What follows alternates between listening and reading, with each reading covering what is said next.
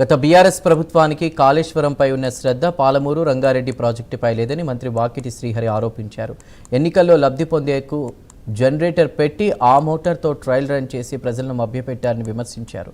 రైతుల కష్టాలు తెలిసిన సీఎం రేవంత్ రెడ్డి నాయకత్వంలో ప్రాజెక్టును పూర్తి చేస్తామని మంత్రి చెప్పారు. ప్రాజెక్టు పనులు 90% పూర్తయ్యాయంటున్న బీఆర్ఎస్ నేతల వ్యాఖ్యలను ఎమ్మెల్యే వీర్లపల్లి శంకర్ ఖండించారు. ఎందుకన్నా 5 సంవత్సరాలు ఒక్కరోజు కూడా పాలమూరు గురించి మాట్లాడకపోయినా కూడా గెలిపించినాం.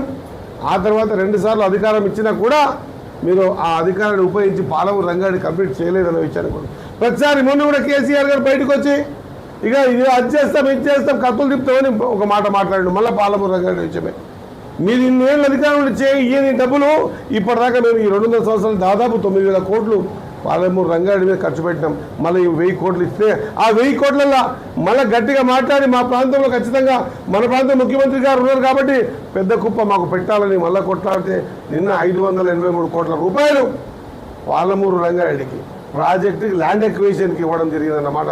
మోసాన్ని గ్రహించండి.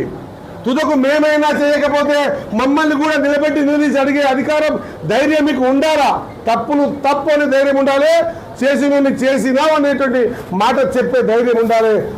అట్లా ధైర్యం ఉంటే తప్ప మనం నికాసుగా పనులు చేయించుకోలేమన్న మాట తెలియజేస్తా ఉన్నాం. పాలమూరు రంగారెడ్డి ప్రయత్నం చేయబోయారు కానీ పూర్తి కాలేదు.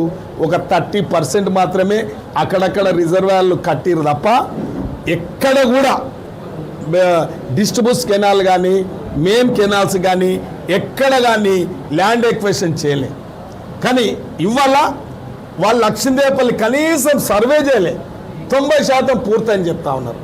నేను అంటా ఉన్నా రాజకీయాలలో విలువలతో బతకాలి. రాజకీయాలలో ప్రజలు ఒక నమ్మకంతో మనల్ని మన పార్టీలను ఆదరిస్తూ ఉంటాయి. వ్యక్తిని ఆదరిస్తారు, పార్టీలను ఆదరిస్తారు. కానీ మోసపూరితమైన మాటలు ఏదో చెప్పి పబ్బం గడుపుకొని రాజకీయ లబ్ధి పొందే మాటలు మాత్రం మాట్లాడొద్దు. ఇది మేము ఎక్కువ వాళ్ళ గురించి మాట్లాడితే మా యొక్క సమయం వేస్ట్, అది ప్రజలు కూడా క్షమించారు. కాబట్టి వాళ్ళ విజ్ఞతకు వదిలేస్తున్నాం. పదే పాలమూరు రంగారెడ్డి 90% పూర్తయిందే చెప్తాడు. ఒక తోకమూతు లేడు, తాడు బొంగరం లేనోడు శ్రీనివాస్ గౌడ్ మాట్లాడతాడు. గిట్ల అంటే కాలువలు వాడతాయంట, గిట్లనేనంట, గిట్లా ఏల్పం గిట్ల అంటే రాజకీయాలలో ఉన్నాం. వినయ విధేయత ఉండాలి, అవగాహన ఉండాలి.